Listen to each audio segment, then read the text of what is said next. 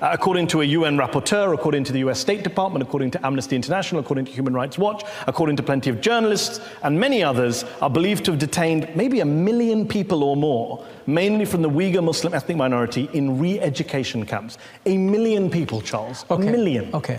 It's certainly not grabbing headlines in China. Isn't that because you don't have a free press in China, so you can't have headlines about the Uyghurs? No, it's because there are 55 national minorities in China.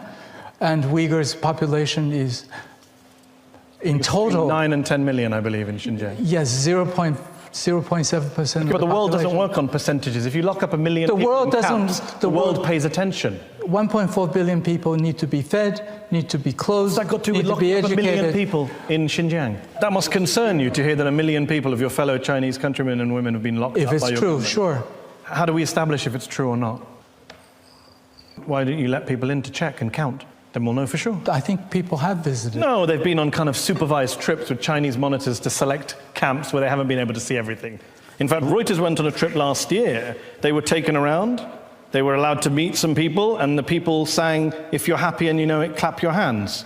And Chinese government monitors stood in the room the whole time, and no one was allowed to speak to anyone independently. well, you know, Charles, that there are people who've been in those camps, who have come out of those camps, are now refugees in the US, in Kazakhstan, and they have testified to hooding, shackling, torture, sleep deprivation, sexual humiliation, starvation. This is what's coming out from people who've been in those camps in Xinjiang. If it's true, then they're certainly very bad.